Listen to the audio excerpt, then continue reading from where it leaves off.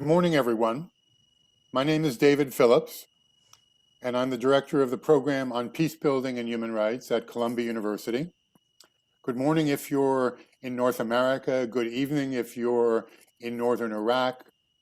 Wherever you are, I want to extend a very warm welcome to you and thank you for joining this panel discussion.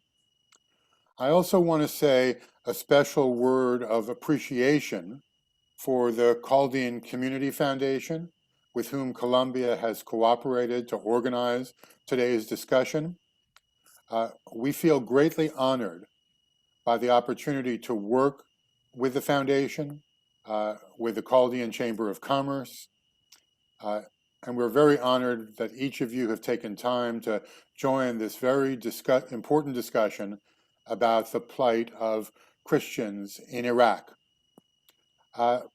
I've had a chance to visit Ankawa and to go to some of the beautiful and ancient churches in the Nineveh Plains. So I know what a rich and historic culture you have. And I also know that you have suffered greatly under pressure from Islamists and other forces. But the Christian community in Iraq has shown that it is strong, it can persevere. The fact that we're all here together sends an important message to the community that none of you are alone, that we're connected, and that you have friends in the international community, and we'll do our utmost to raise awareness about your challenges and to protect and to promote Christians in Iraq and the Chaldean community of Iraq. Since 2003, about 1 million Christians have fled Iraq.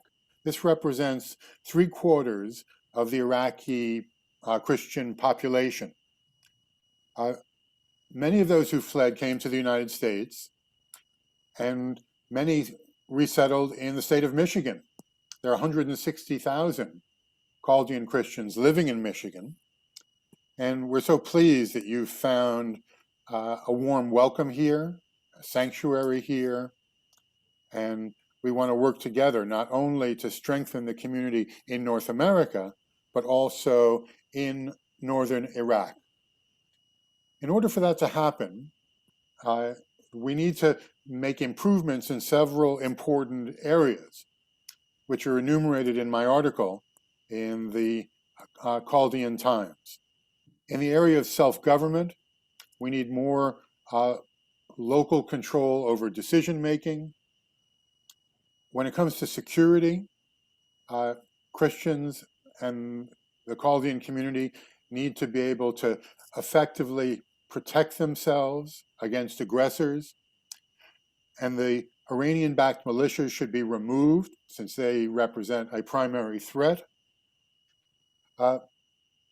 We need to counter policies that promote Islamification of Christians, especially the youth.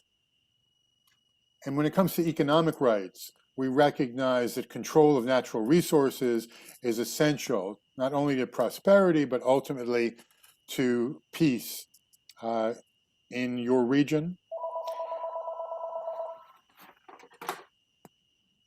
So we pledge to work with you in all those areas. We're very grateful to the Chaldean Community Foundation for partnering with us today. The foundation provides human and social services, helping Chaldean Iraqi refugees in North America. It's the nonprofit arm of the Chaldean American Chamber of Commerce, and it's dedicated to preserving Chaldean culture, especially through education and through language rights, preserving the Aramaic language. There are many people whom I want to acknowledge and thank, but in particular, I'd like to say a word of appreciation for Adid Miri, who's the Director of Projects at the Chaldean Community Foundation. He was previously the president of the Chaldean Iraqi American Association of Michigan from 2003 to 2005. And we recognize that Michigan is a real hub of Christian Iraqi and Chaldean culture, and we want to work closely with you and the Christian and Chaldean community across the country in order to advance your goals. To describe the requirements and needs of the community, we have a great panel that the Foundation has assembled. We're grateful to Adid and others for their assistance and helping to coordinate the discussion today. We're going to hear from 3 persons, and then we'll have a chance to open it up for some discussion. Our first speaker is going to be Bishop Nicodemus Daoud Mati Sharaf. He was ordained as a full priest in 2001. He was awarded the Holy Cross in 2005. And in 2011, he was consecrated as Archbishop of Mosul and environs by His Holiness the Patriarch of Antioch. Our second speaker will be Ano Jawar Abdoka, who is from Ankawa in Erbil. He currently serves in the cabinet of the Kurdistan regional government as a Minister of Transportation and Communications. He's the only Christian member of the KRG cabinet. He's the head of the National Unity Alliance, which is the biggest Chaldean Assyrian bloc in the Kurdistan regional parliament. And we'll also hear from Rasha Sulaiman, who has a very compelling personal story that she will share. She lived in Baghdad until 2006. Her husband was kidnapped by Islamists who demanded a huge ransom. They were able to raise some funds and make plans to leave Iraq. In order to do that, they had to abandon their businesses under threat of death. Rasha and her husband arrived in the United States in 2012, and they now live in Michigan, where they are proud members of the Chaldean and Christian community. So a warm welcome to our panelists. Let's get started with the presentations, and then we'll go forward from there. Our first presenter is Bishop Nicodemus. Good morning. Again, I'm happy to be with you this day. And I apologize, my English is not very good, my best. I am the Archbishop of Mosul and Kirkuk and Kurdistan region. And like what Mr. Davis said, I ordained 2011. And like a new bishop, just years, and then ISIS came in 2014, and I cannot forget that day, because in 9th of June, it was just between me and ISIS 300 meters. I was in Mosul. I am the last Archbishop felt from Mosul with my community. At that time, I am alone there, like an Archbishop with my priests and my people. And I cannot forget that day when Mr. Ano and Mr. Karim Sinjari, they called me and they told me I should to leave Mosul because they are outside their ISIS. And and that at that time, it is very hard to think how I can to felt from Mosul, but what I thinking about it, it's something very important for us, the manuscript, because we have in our diocese, because our diocese from the 3rd century of Christianity in Mosul, and we have around more than 300 manuscripts. And I cannot to take all these books with me, just I take it, the oldest 8 books manuscript with me. Then I fell to the hook, and then to Mormatai monastery, and then Erbil, where I am now. And from that time until today, we're facing many challenges, and we're facing many things to continue.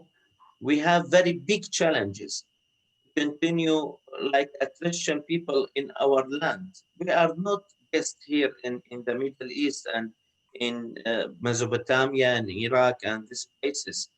We are the owner of this lands, and we are the roots of this land. And especially we are like a Christian, we feel we have mission to continue our life on this man, because we are the roots of the Christianity, and we should continue our life here, like, if not for anything, uh, we should to continue to be like a good witnesses for our Lord Jesus Christ in this area and in these places.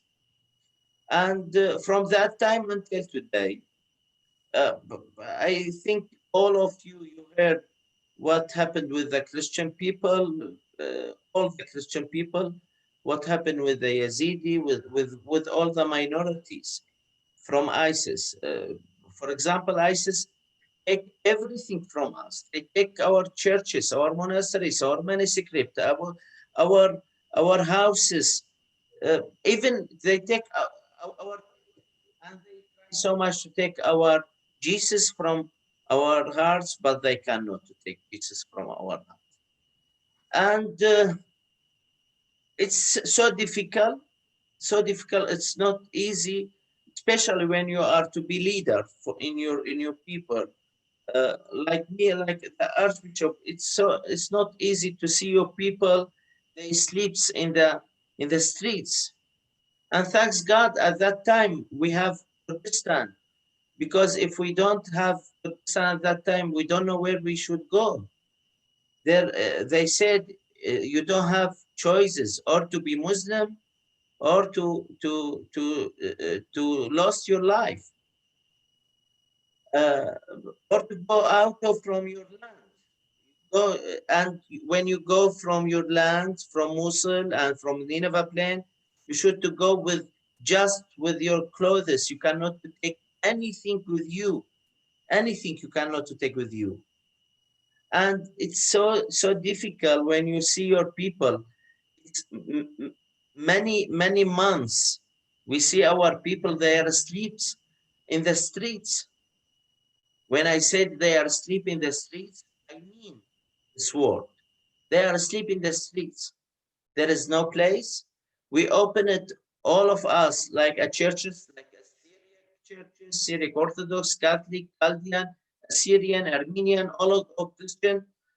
All we opened our churches, but even the number of the people is so big at that time. But thanks God, we feel it. God, they don't leave us alone. And we remember that days, but we don't want to remember that days every time, because we feel so sad. We feel يعني اشنو ننقهر، ما اعرف شلون تقولوها، يعني ننقهر من الذكرى ذيك الايام. Yeah, we are very sad, of course, from those crisis days. We are devastated. Yes. And now we are here, and we faces many challenges, because the situation in Iraq not stability.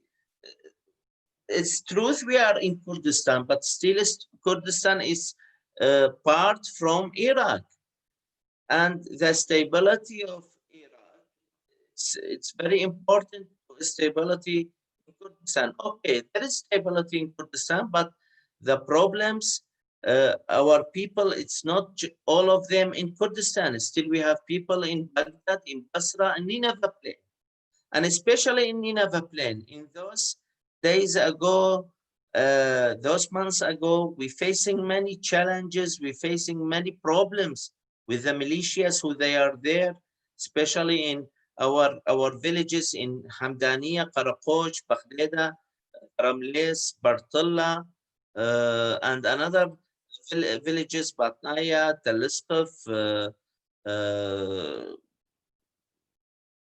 all this Nineveh Plain villages, I don't remember all of them, but especially we have problems, big problems in Kalkef, with big problems we have in Karakosh and Bartella, and especially in Bartella, because there is militias from Al-Hajj al-Shabi, they are Shia from the Shabak militias, and they tried many times to يضايقونا. أشنو يضايقونا؟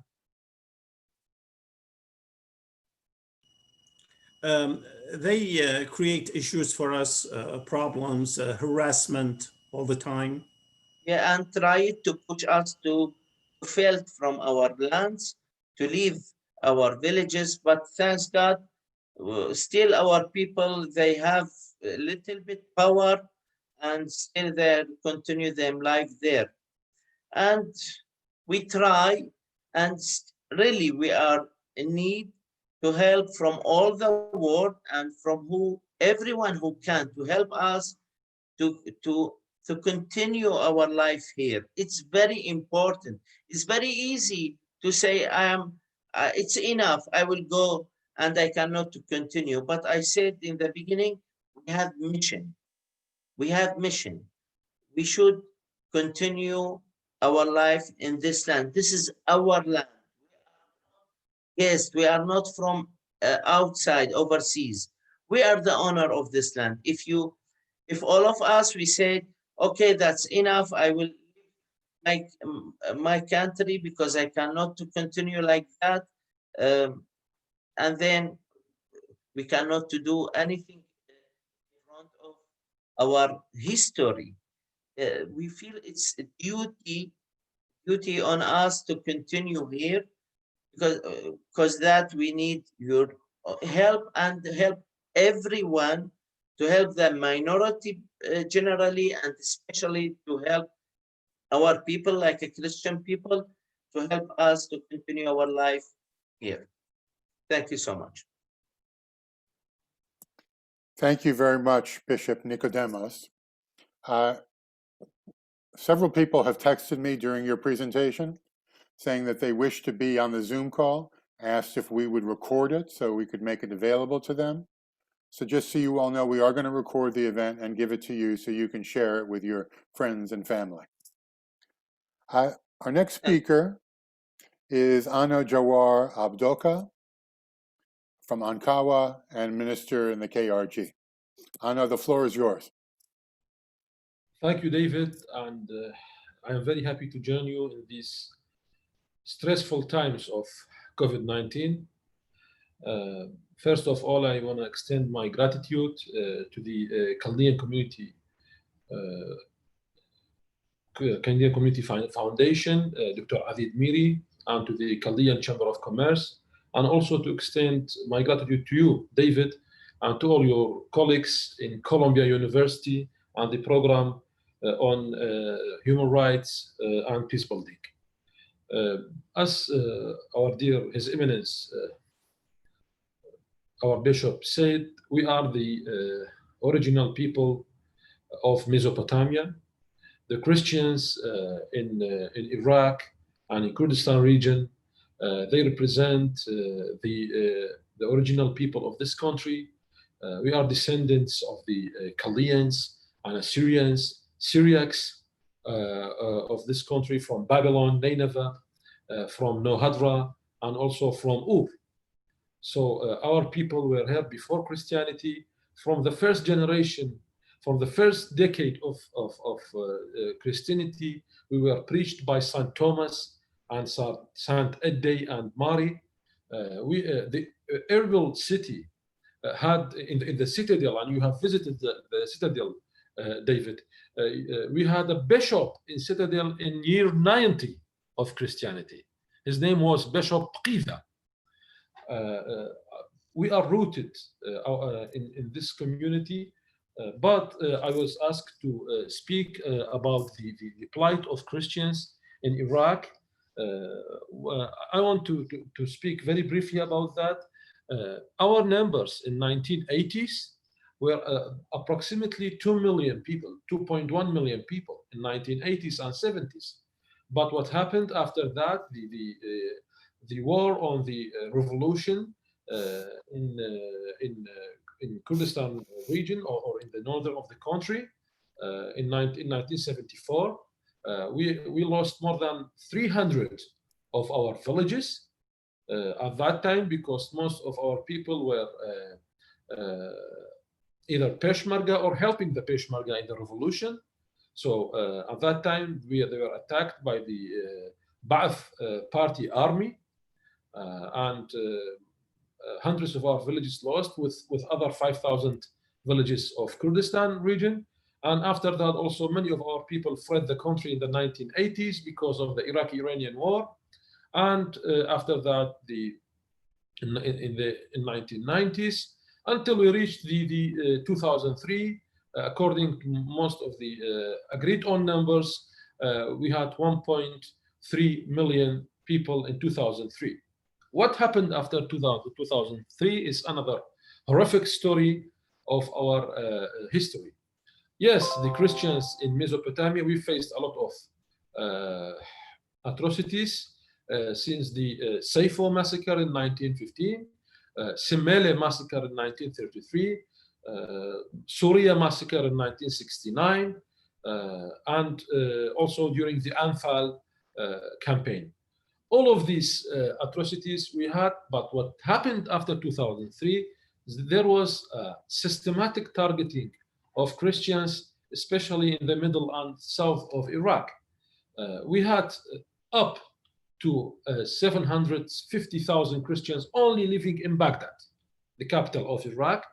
A lot of churches, according to the numbers we have, and they were published by the Iraqi Human Rights Society in the United States, 1,923 Christians were killed by extremists, Islamic extremists, between 2003 until 2014. 111 churches were attacked.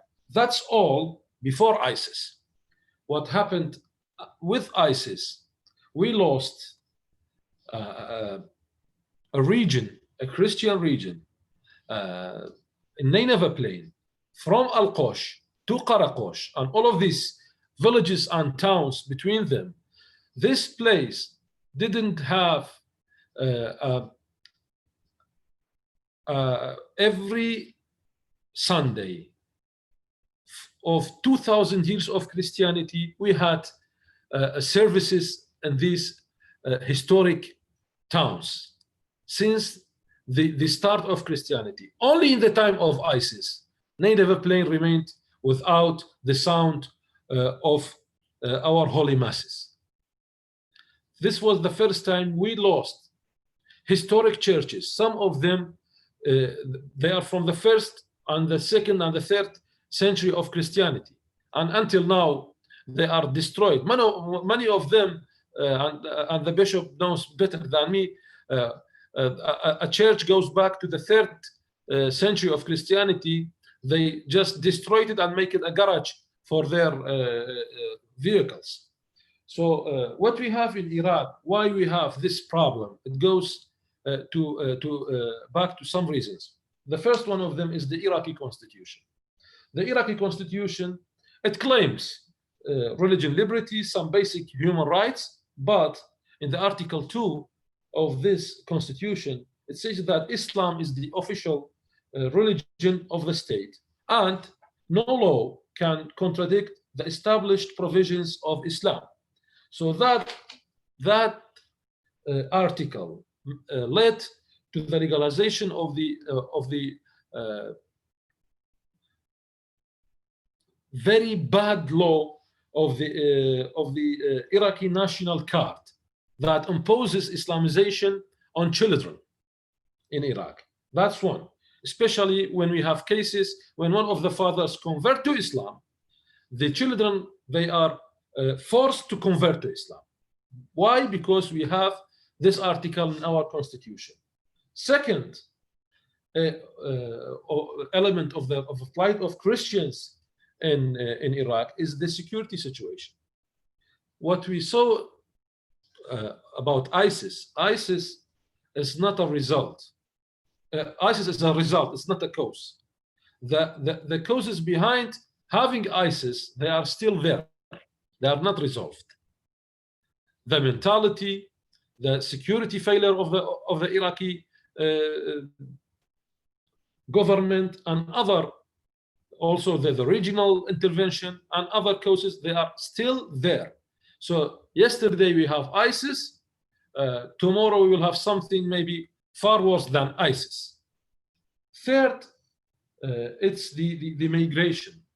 What we are seeing as an element that endangers our existence in Mesopotamia, in Iraq, is the migration. Why? There are a lot of pull and push elements. There are elements that are pulling Christians because we have a lot of relatives outside the country, and also we have another elements that are pushing out Christians from Iraq, like the security threats and also other causes. Another element is the fear from the future. Our people, they are uncertain about the future they are not certain about their lives, about the lives of their children, the coming generations. So many of them, they are just waiting, like every Christian Mesopotamia is a project of migration, because not certain of their future. So they are looking to what's happening. Until now, we have no stability in 70% of Iraq. What we have, it's only like the bishop said, we have stability and security in Kurdistan. We have stability and security of Kurdistan. That's first because of the government is far more powerful than what we have in Baghdad. The nature of the community is more open-minded. We have historic ties with the Kurdish leadership and the Kurdistan leadership, because thousands of young Christians in the 1970s, 60s, 50s, 40s, they joined the revolution of Kurdistan. We shed our blood to the freedom of Kurdistan. So what we have now in Kurdistan is taken by our blood, by our sacrifice of our fathers, our Peshmerga who joined the Peshmerga of Kurdistan in their fight against the dictatorships. So what we have now in Kurdistan, and of this stability, it only represents 30% of Iraq as geography. That's right, 80% of Christianity now they live in of Iraq, they are living in Kurdistan. But we have another 20%, they are living all over Iraq. They live in a very bad situation.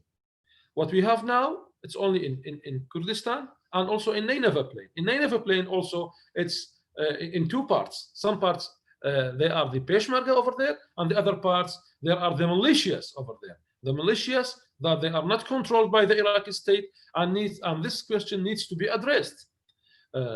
What we have, what are the solution for our plight? Some recommendations.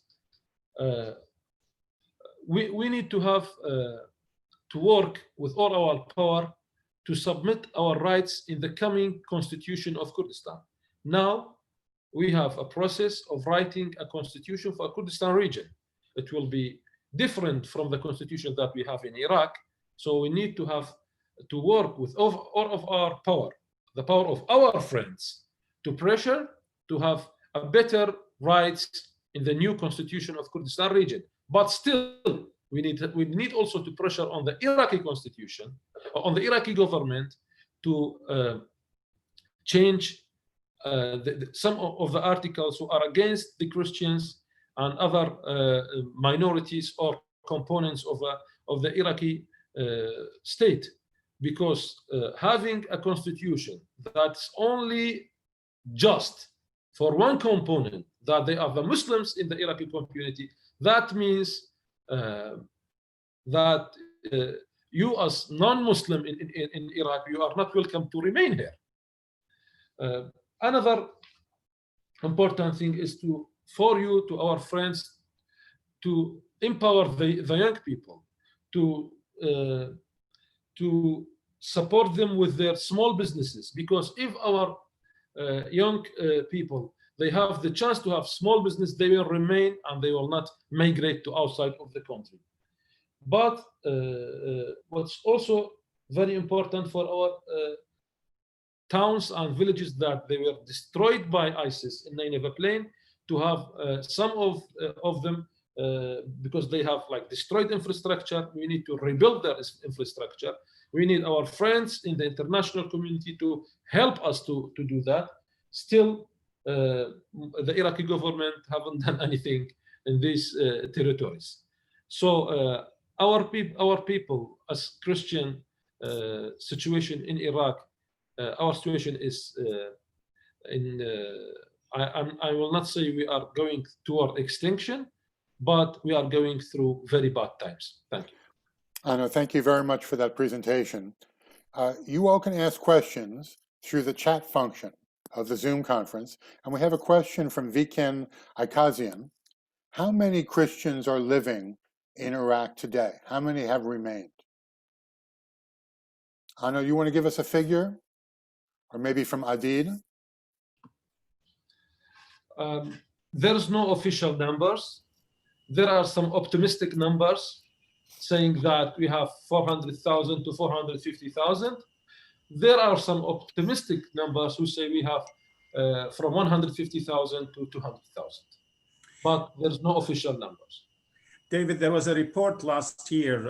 It was a study, actually, a very comprehensive one done by a bishop in Britain. And the name doesn't kind of collect with me now. And excuse me, I'm sorry. So anyways, that number actually shrunk to under 150,000, according to that report. I can send you a copy of it. It's a very comprehensive, very detailed, very academic. So I know we don't want to confess and say we have a much larger number. That's not true. The number is probably 150,000 according to that report, and it is dwindling.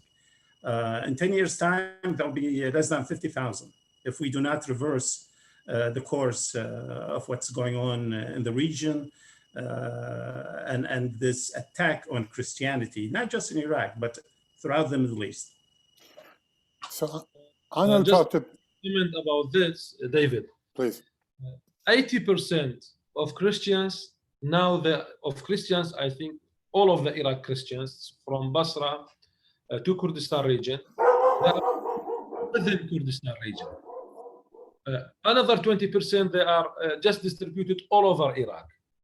So the numbers are now, there are some numbers said by media outlets, but there are two numbers that we are working on. But I think that's, according to my opinion, numbers are between 300,000 to 350,000. That's more realistic numbers, because we have optimistic numbers, we have pessimistic numbers, but that's in middle. But still, the vast majority of them, now they are living between Nineveh Plain and Kurdistan region. So Anna, you talked about the constitution making for the Kurdistan regional government. Almost 20 years ago, outside of Erbil, I sat with Sami Abdul Rahman and worked on the draft of that constitution. And we're very honored today to be joined by his daughter, Bayan Abdul Rahman, who is the KRG representative in Washington. Bayan, thank you for being with us this morning. Can you share your thoughts about the presentations and the constitution making? Well, thank you very much, and good morning to you, David, to all of our friends and excellencies who are on this panel. It's great to see everybody, and really thank you, David, for convening this panel. I think this is such an important and timely discussion. We, as the Kurdistan regional government, of course, are very, very concerned about the Christian community, the Yazidis and others, who feel besieged, who feel that perhaps they are not welcome in Iraq, and Iraq is their homeland. As we have heard, they are perhaps the original people of Iraq, and Christianity was, Iraq was one of the first countries in the world that adopted Christianity, as we heard His Excellency say earlier. It would be a historic injustice, not just to those people, but also to the entire humanity, for Christianity to end in Iraq. And so for us as the KRG, it's imperative that we create a situation where the Christians, whether they are Chaldean, Assyrian Church of the East, or any of the churches, that they feel welcome, at least in the Kurdistan region, and hopefully eventually, as we progress the political and security situation in Iraq, they will also feel welcome in the rest of Iraq. Just one or two other points, and then I will stop, if that's okay, David. Of course. Regarding the constitution of Kurdistan, as I'm sure some of our friends know, there is rather a draft constitution for the Kurdistan region. It was approved by the Kurdistan parliament a few years ago, but after it was approved, there was some public disagreements on it. And so President Barzani at the time, Masoud Barzani, didn't ratify it, didn't sign it into law because there were objections.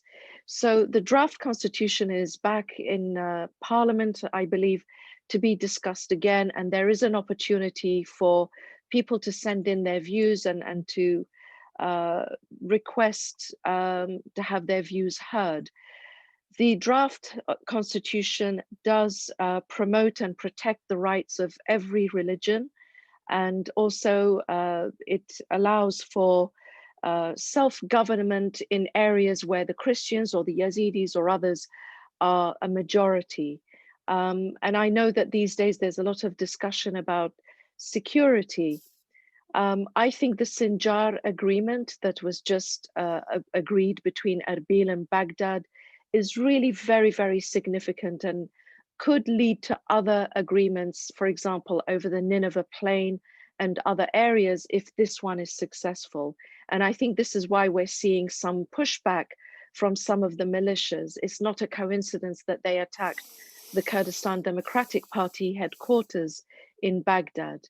It really was a reaction against the agreement in Sinjar. That agreement would really bring about stability in Sinjar, allow some local security force made up of Shingalis or Sinjaris, and would be a step towards establishing peace in that area so that the displaced Yazidis could return home. This is what we want for all of the displaced communities. Whether they are Muslim, Christian, or Yazidi, they should all be able to return home in safety and dignity. And so let's hope that this Sinjar agreement continues to progress. We need all of your support in Kurdistan, in Iraq, here in America. We need all of your support for this agreement to continue. And then hopefully we'll be able to implement similar agreements elsewhere. I will stop there. Thank you very much for giving me the opportunity to share my views. And thank you once again. This is a great discussion. Well, thank you very much, Bayan. There's clearly much more that the international community and the US government can do. Hopefully, towards the end of our discussion, we can touch on that. Now let's hear from Rasha Sulaiman, who lives in Michigan presently, but has a very compelling personal story to share. Rasha, the floor is yours.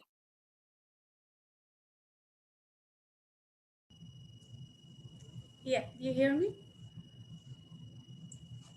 We can hear you well. Hi everyone. My name is Rasha. I lived in Baghdad until 2006. Was November 19th, 2006. That day changed our life forever.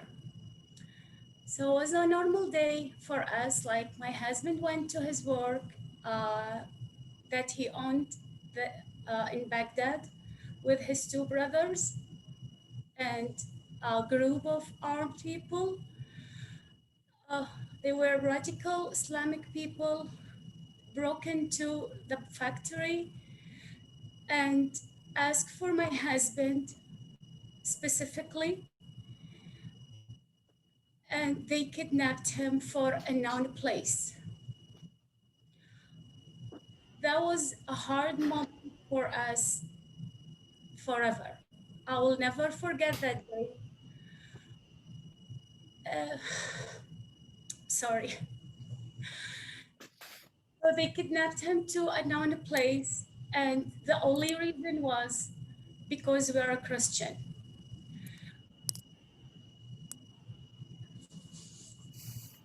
So this kidnappers asked us for a ransom in order to release him. And the amount they asked me wasn't my ability to do it at that time. But that's the only way that we had to save him.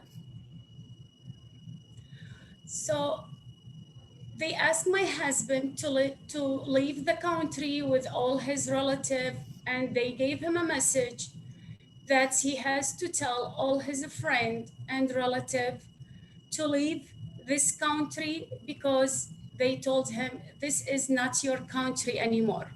You cannot stay here. They gave us only 5 days to leave the country. And we left after 5 days,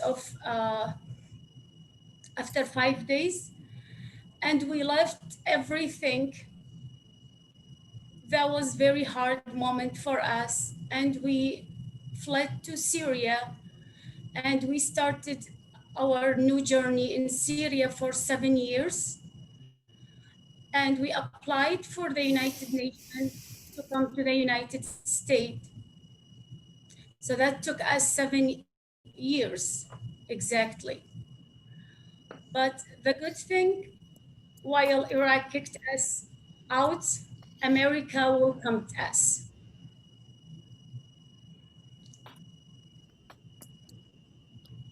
Rasha, we're so glad that you were welcomed in the United States and that you are safe and secure today. Thank God. Sometimes we hear these big numbers of people who are killed or displaced, and we lose sight of the fact that individual lives are affected. So we thank you very much for sharing your personal story. It's very compelling. It's also a call to action, because we don't want the remaining Christians in Iraq to suffer or to disappear.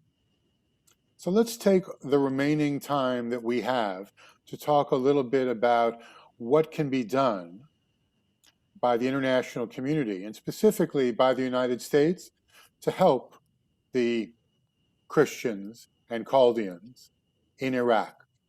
I'm going to call on each of our presenters to share some thoughts about this. Adid, may I start with you and ask your views about how the U.S. can be more helpful? Quite honestly, in any conflict region, economic development is the answer. Without economic development and security that is combined with it, there will be no political development. This region, Iraq in specific, is going to be in turmoil for decades to come, unless and until the United States, which really holds a moral responsibility, because since regime change, not that the regime was perfect, but we were in a much better situation. For a selfish reason, the minorities were in a better situation. So there is a moral responsibility for the United States, for the international community, to reverse what occurred and take care of these little components. We, the Christians, as well as the minorities within Iraq, are the glue to that society. We are the ones that kept it together to a large extent. We are non-political, but we are performers. I always symbolize us as the oxygen in water. The two hydrogens, whether they are Sunnis, Shiites, Kurds, Arabs, are inflammable, much like the sun. But we liquefied them. The minorities kept Iraq flowing, much like its rivers. The Jewish community had a share in it at the early century. The Christian community, the Yazidis, the Shabaks, the Mandeans. So I go back to economic development. We need to foster economic development, serious economic development. I know USAID is doing what it can do. Certain other NGOs are helping out, but really this is a massive effort that requires government intervention with the supervision of the international community. That will root our people back in their villages, in their towns, and help them prosper. And hopefully that can pave the way for a better future. Thank you. Thank you, Adil. Let's now ask Bishop Nicodemus for his views. Bishop Nicodemus, we're now talking about what the international community, and specifically the United States, can do to help the Christians in Iraq. Do you have a recommendation? Excuse me, can you ask me again?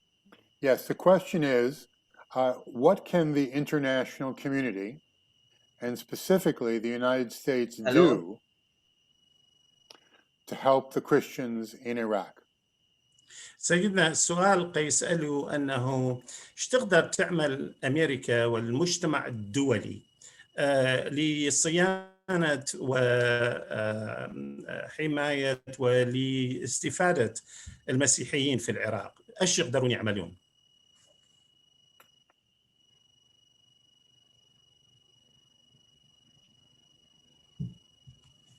هسه منك سمعته بس منه كان الصوت كثير يقطع ما سمعت ولا شيء يعني. اوكي. سمعتني؟ Yes, I think the هسه تسمعني؟ ايه قنسمع سيدنا قنسمع.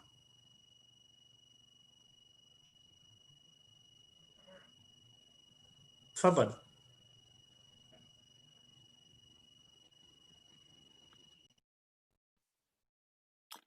So, Bishop Nicodemus. I think the biggest one who can of the United States and the community there, because it's a great country and they have power to do what they want. And many times when we talked with them, especially with the politicians of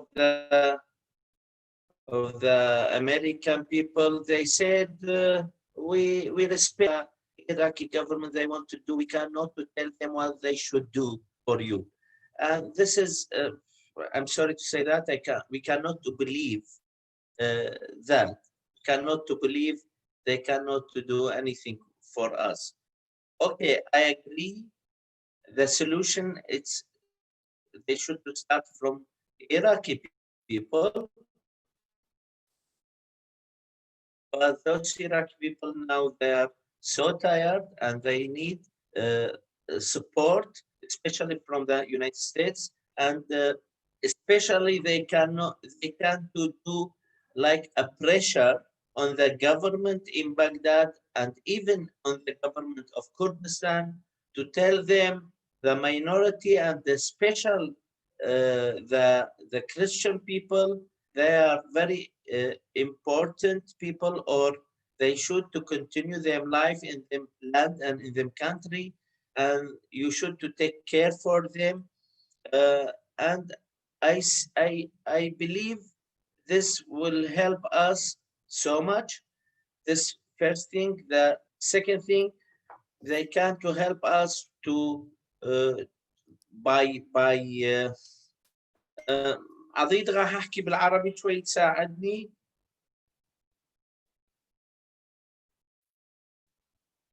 دكتور عضيد. نعم سيدنا، تفضل. جمل قصيرة حتى أقدر أساعدك بها. أوكي. يعني الأمريكان يقدرون أنه يساعدونا في عمل مشاريع لأولادنا حتى يقدروا يلقوا الشغل ويقدروا يستمروا في حياتهم هوني.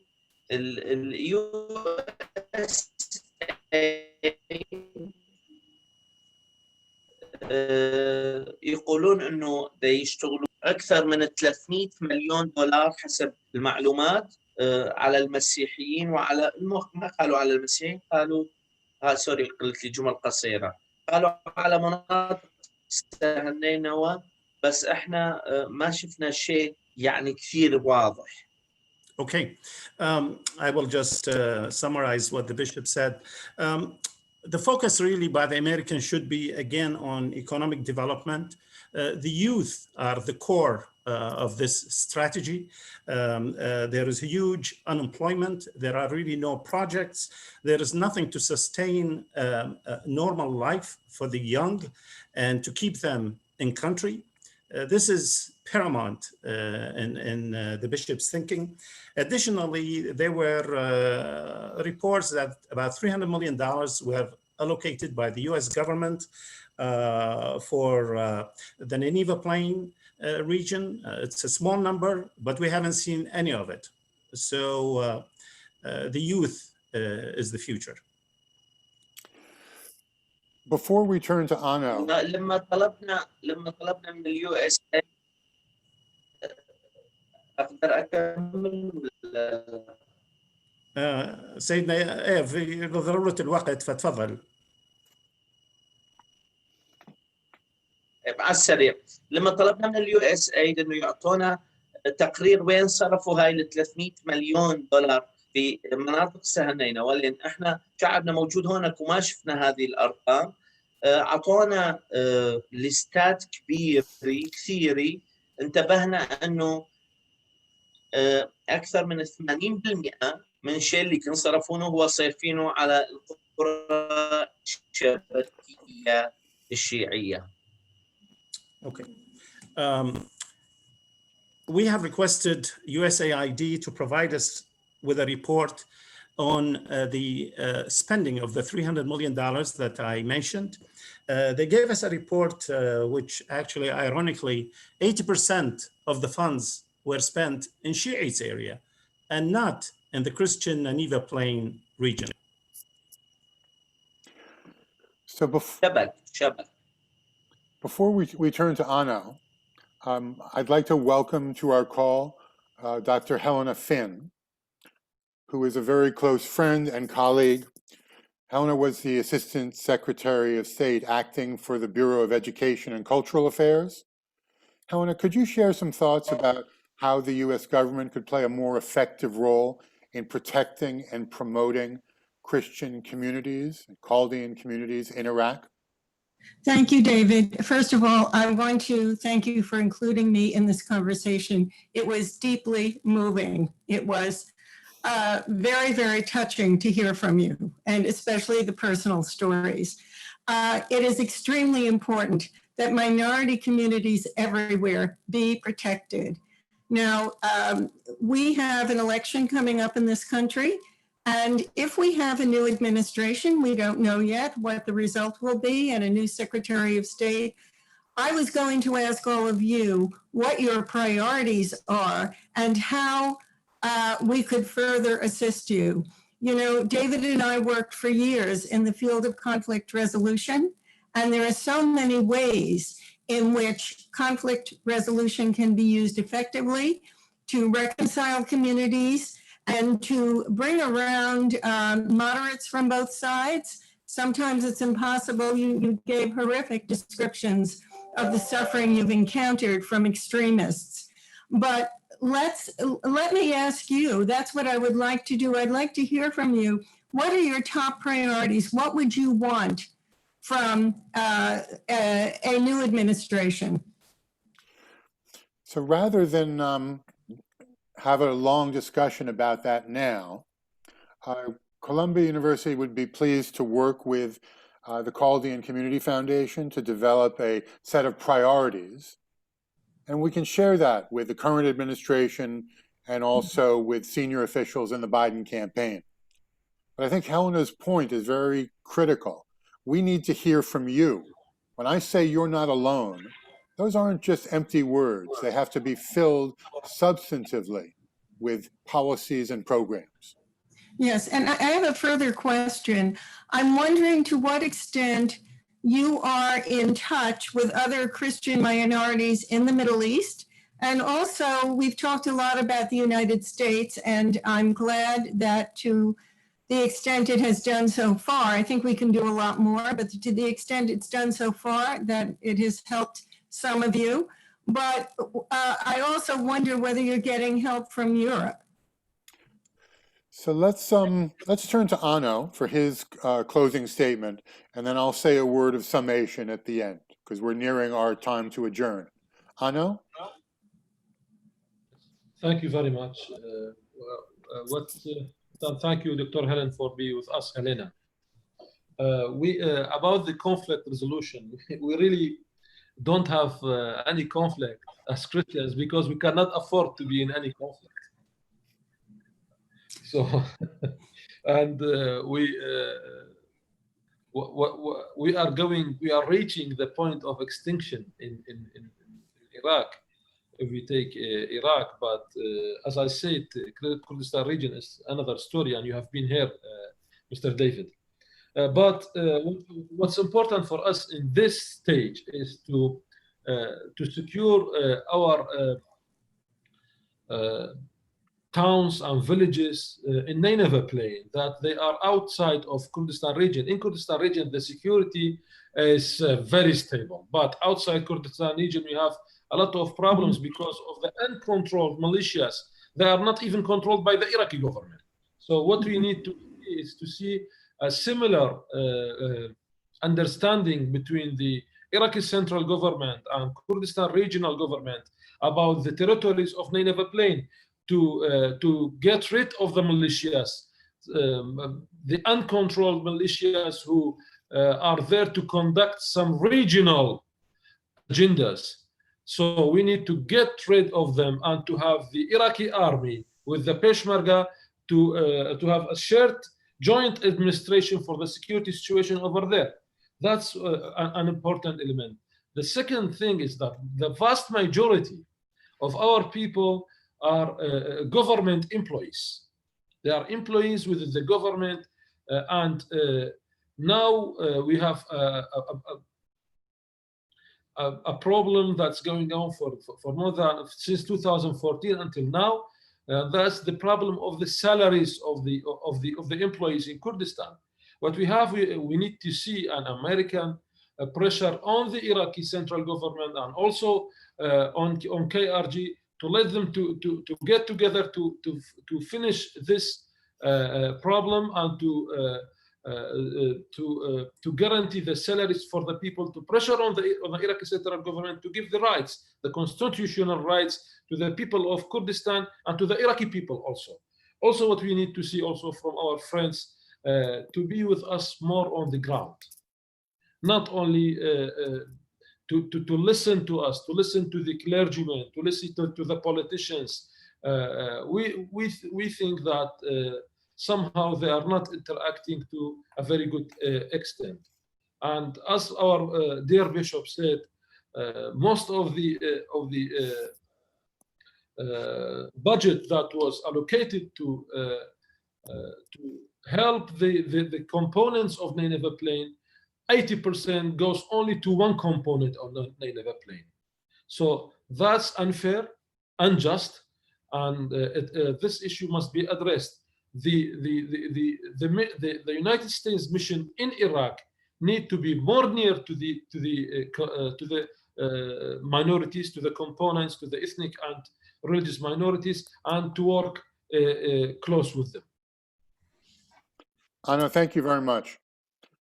I'm going to say words in closing to try to sum up. Let me just say that the U.S. has a special envoy for religious freedom. When you talk about the need for the U.S. government to be closer to Christian communities in Iraq, my question is, where is the special envoy? Why isn't he on the ground? Why isn't he talking to the communities? We haven't met him until now. We haven't met him until Well, now. that to me is an injustice. That's unfair.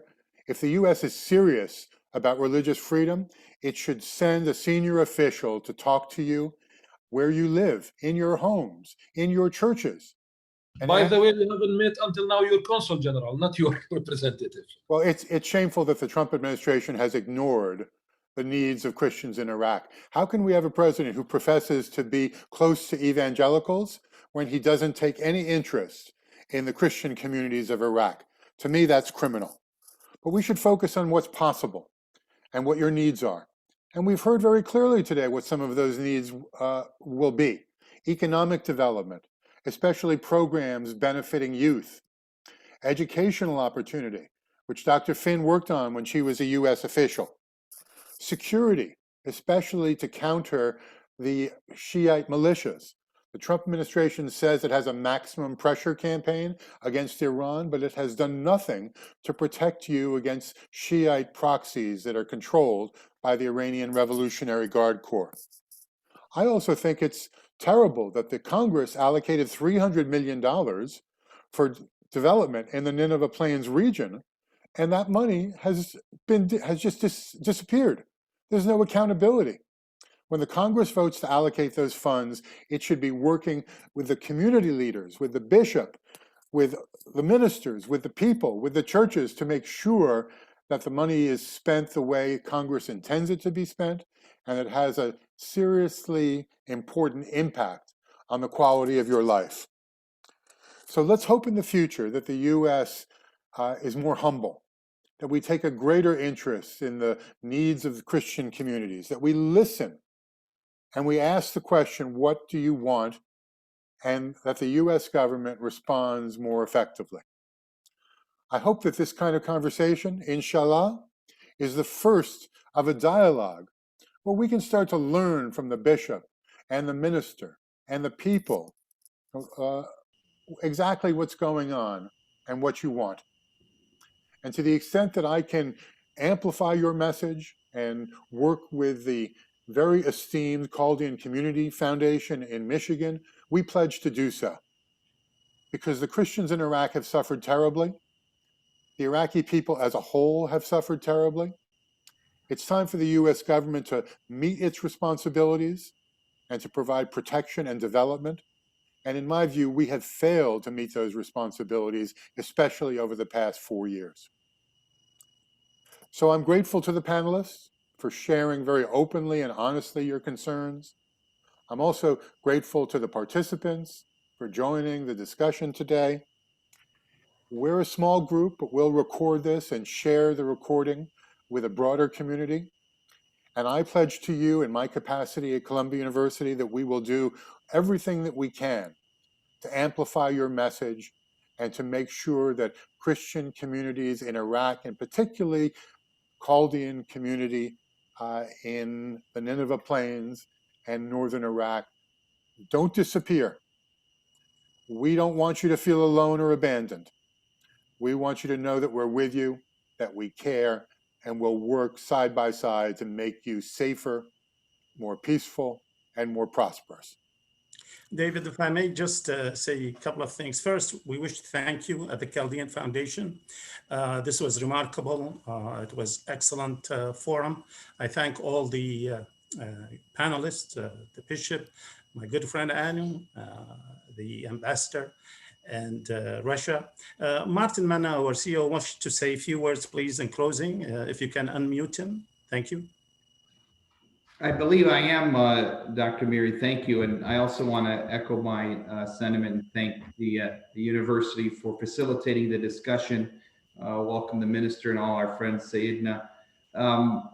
David, I just want to make sure that it's very clear. I mean, we've been working on this for more than almost 2 decades now, since '03. And there was a reason many people in Iraq, the minority, celebrated Trump's victory. And It was because they were also under a tremendous amount of duress under the previous administration. And this, like everything else, has become politicized. You have different administrations that have never made this a priority, unfortunately.